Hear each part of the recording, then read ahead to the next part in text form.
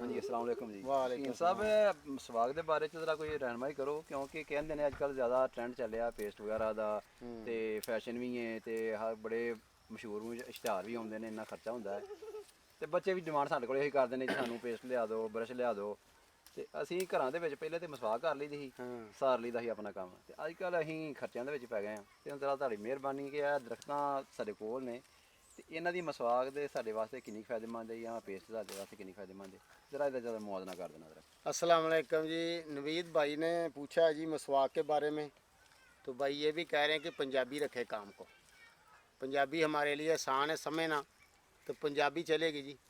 हाँ जी हाँ जी पंजाबी। गल ये है कि नवीद भाई पहले मसवाक तो पहले एक चीज़ का जिक्र करदा ताकि तैनूं इहदी अहमियत का और पता चल जाए। साडे मूँह का जिहड़ा लुआब है ना, थूक के सलाइवा इहनूं कहंदे ने इंग्लिश ज़बान दे विच, इत्थों साडी सेहत चलनी शुरू होंदी है। ਅਸੀਂ ਕੁਝ ਐਸੀ ਗਜ਼ਾਵਾਂ ਖਾਂਦੇ ਹਾਂ ਜਿਹਦੇ ਵਿੱਚ ਨਾਈਟ੍ਰੇਟ ਹੁੰਦਾ ਹੈ। ਮਿਸਾਲ ਤੌਰ ਤੇ ਚੁਕੰਦਰ ਦੇ ਅੰਦਰ ਹੈਗਾ, ਚੁਕੰਦਰ ਸਮਝਦੇ ਹੋ ਨਾ? ਹਾਂਜੀ ਹਾਂਜੀ। ਗੋਂਗਲੂ ਚਿੱਟਾ ਤੇ ਇੱਕ ਨਾਲ ਲਾਲ ਚੁਕੰਦਰ ਹੈ।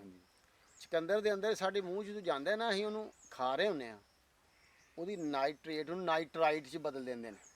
ਸਹੀ। ਨਾਈਟਰਾਈਟ ਮੈਦੇ ਵੱਲ ਜਾਂਦੀ ਆ ਤੇ ਇੰਤੜੀਆਂ 'ਚ ਜਾਂਦੀ ਆ ਤੇ ਇਹ ਸਾਡੇ ਇੱਥੇ ਫਿਰ ਮੁਫੀਦ ਬੈਕਟੀਰੀਆ ਨੇ, ਸਮਝ ਲਓ ਕੀੜੇ ਨੇ ਸਿਹਤਮੰਦ, ਉਹ ਇਹਨੂੰ ਨਾਈਟ੍ਰਿਕ ਆਕਸਾਈਡ 'ਚ ਬਦਲ ਦਿੰਦੇ ਨੇ। ਤੇ ਨਾਈਟ੍ਰਿਕ ਆਕਸਾਈਡ ਬਾਰੇ ਨਵੀਂ ਰਿਸਰਚ ਆ ਗਈ ਆ, ਪੂਰੀ ਦੁਨੀਆ ਜਾਣ ਚੁੱਕੀ ਆ ਕਿ ਨਾਈਟ੍ਰਿਕ ਆਕਸਾਈਡ ਖੂਨ ਦੀਆਂ ਨਾਲੀਆਂ ਨੂੰ ਖੋਲ ਦਿੰਦਾ। ਸਹੀ। ਨਾਈਟ੍ਰਿਕ ਆਕਸਾਈਡ ਖੂਨ ਦੀਆਂ ਨਾਲੀਆਂ ਨੂੰ ਖੋਲਦਾ, ਉਹਨੂੰ ਕਹਿੰਦੇ ਇੰਗਲਿਸ਼ ਦੇ ਵੈਸੋ ਡਾਇਲੇਟਰ, ਖੂਨ ਦੀਆਂ ਨਾਲੀਆਂ ਨੂੰ ਖੋਲਣ ਵਾਲਾ। ਇਸ ਵਕਤ ਸਰ ਦੁਨੀਆ ਸਭ ਨਾਲੋਂ ਜ਼ਿਆਦਾ ਜਿਹੜੀਆਂ ਮੌਤਾਂ ਹੁੰਦੀਆਂ ਨਾ, ਉਹ ਦਿਲ ਦੇ ਮਸਲਿਆਂ ਦੀ ਵਜ੍ਹਾ ਨਾਲ ਹੁੰਦੀਆਂ, ਹਾਰਟ ਅਟੈਕ ਨਾਲ।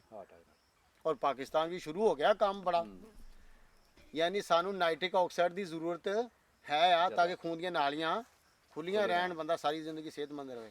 अच्छा, पेस्ट बारे रिसर्च आई है, तहकीक आई है, जो पेस्ट अं डेंटल पेस्ट मारने ना, वो मूँह के इस सलाइवा के मुफीद बैक्टीरिया अच्छे कीड़िया मार देंदा।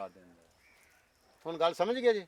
तुसीं ये मार दिते ने, ये इफेक्टिव नहीं रहे, ते जिहड़ी चीज़ खा रहे इत्थों तुरना ही ना उन्हें बनने वास्ते, ਤੇ ਬਨ ਨਹੀਂ ਰਹੀ। ਸਹੀ। ਇਹ ਸਰ ਮਸਵਾਕ ਇਹਨਾਂ ਨੂੰ ਨਹੀਂ ਮਾਰਦੀ।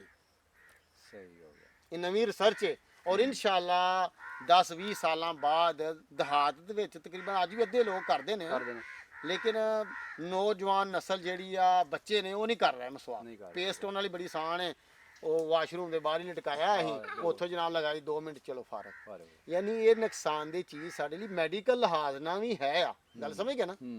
ਫਿਰ ਉਹਦਾ ਇਹ ਵੀ ਨੁਕਸਾਨ ਹੈ ਕਿ ਉਹੀ ਗਿੱਲਾ ਗਿੱਲਾ ਹੀ ਰੱਖ ਦੇਣਾ, ਬਿਲਕੁਲ ਸਹੀ, ਤੇ ਗਿੱਲੀ ਚੀਜ਼ ਦੇ ਵਿੱਚ ਹਮੇਸ਼ਾ ਹੀ ਉੱਲੀ ਲੱਗਦੀ ਹੈ, ਲੱਗ ਜਾਂਦੀ ਹੈ, ਫੰਗਸ, ਫਫੂੰਦੀ, ਤੇ ਸਰ ਉਹਦੇ ਵਿੱਚ ਗੰਦੇ ਬੈਕਟੀਰੀਆ ਵੀ ਬਣੇ ਹੁੰਦੇ ਨੇ ਜਿਹੜੇ ਮੂੰਹ 'ਚ ਚਲੇ ਜਾਂਦੇ। ਹਾਂ ਠੀਕ ਹੈ, ਲੇਕਿਨ ਸਭ ਨਾਲੋਂ ਜ਼ਿਆਦਾ ਨੁਕਸਾਨ ਜਿਹੜਾ ਤੁਹਾਨੂੰ ਦੱਸਤਾ ਕਿ ਮੂੰਹ ਦੀ ਸਿਹਤ ਇੱਥੋਂ ਸ਼ੁਰੂ ਹੁੰਦੀ ਹੈ, ਉਹ ਅਸੀਂ ਪੇਸਟ ਨਾਲ ਮਾਰਨ ਦਾ, ਉਹਨੂੰ ਕਮਜ਼ੋਰ ਕਰਨ ਦਾ। ਇਨਸਾਨ ਦੋਸਤ ਬੈਕਟੀਰੀਆ ਜਿਹੜੇ ਨੇ ਇਨਸਾਨ ਦੋਸਤ ਬੈਕਟੀਰੀਆ ਮਰ ਜਾ, ਜਿਨ੍ਹਾਂ ਨਾਈਟ੍ਰਿਕ ਆਕਸਾਈਡ ਬਣਾਏ ਤੁਹਾਡੀ ਖੂਨ ਦੀਆਂ ਨਾਲੀਆਂ ਨੂੰ ਖੋਲਣਾ ਸੀ, ਉਹ ਮਰ ਜਾਂਦੇ ਨੇ। ਇਸ ਵਜ੍ਹਾ ਨਾਲ ਮਸਵਾਕ ਇੰਨੀ ਜ਼ਰੂਰਤ ਤੇ ਇਹਦੀ ਸੁਨਨਤ ਹੈ। ਨਬੀ ਪਾਕ ਸੱਲੱਲਾਹੁ ਅਲੈਹਿ ਵਸੱਲਮ ਨੇ ਫਰਮਾਇਆ ਕਿ ਮੈਨੂੰ ਅਗਰ ਇਹ ਹੋਵੇ ਕਿ ਤੁਹਾਡੇ ਤੇ ਮੁਸ਼ੱਕਤ ਵਾਲੀ ਚੀਜ਼ ਹੋ ਜਾਏਗੀ, ਤੁਹਾਡੇ ਵਾਸਤੇ ਬੋਝ ਬਣ ਜਾਏਗੀ ਇਹ, ਇਸ ਵਜ੍ਹਾ ਨਾਲ ਨਹੀਂ ਤੇ ਮੈਂ ਤੁਹਾਨੂੰ ਕਹਿੰਦਾ ਕਿ ਹਰ ਨਮਾਜ਼ ਦੇ ਨਾਲ ਮਸਵਾਕ ਕਰਿਆ ਕਰੋ। ਠੀਕ ਹੈ, ਮੈਡੀਕਲ ਰਿਸਰਚ ਕਹਿਣ ਲੱਗ ਪਈ ਆ ਕਿ ਤੁਹਾਡੇ ਦਿਮਾਗ ਨੂੰ ਤੇਜ਼ ਕਰਦੀ ਹੈ। ਸਹੀ ਸਰ, ਦਿਮਾਗ ਨੂੰ ਤੇਜ਼ ਆਪੇ ਹੋਣਾ। ਨਾਈਟ੍ਰਿਕ ਆਕਸਾਈਡ ਜਦੋਂ ਪੂਰਾ ਹੋਏਗਾ ਨਾ ਤੁਹਾਡੇ ਅੰਦਰ, ਜਿਹੜਾ ਖੂਨ ਦੀਆਂ ਨਾਲੀਆਂ ਨੂੰ ਖੋਲ ਕੇ ਖੂਨ ਨੂੰ ਭਜਾਏਗਾ, ਤੇ ਅੱਛੀ ਤਰ੍ਹਾਂ ਸਾਡੇ ਦਿਮਾਗ 'ਚ ਵੀ ਖੂਨ ਜਾਏਗਾ, ਬਿਲਕੁਲ ਸਹੀ, ਪੈਰਾਂ ਤੱਕ ਵੀ ਜਾਏਗਾ। ਦਿਮਾਗ 'ਚ ਅੱਛੇ ਖੂਨ ਜਾਏਗਾ, ਬੱਚਿਆਂ ਦਾ ਜ਼ਿਹਨ ਜ਼ੇਰੇ ਸ਼ਾਰਪ ਹੋਣਗੇ, ਤੇਜ਼ ਹੋਣਗੇ, ਚਾਕੋ 'ਚ ਬੰਦ ਰਹਿਣਗੇ, ਤੇ ਕਹਿੰਦੇ ਇਹ ਨਜ਼ਰ ਨੂੰ ਵੀ ਤੇਜ਼ ਕਰਦੀ ਹੈ।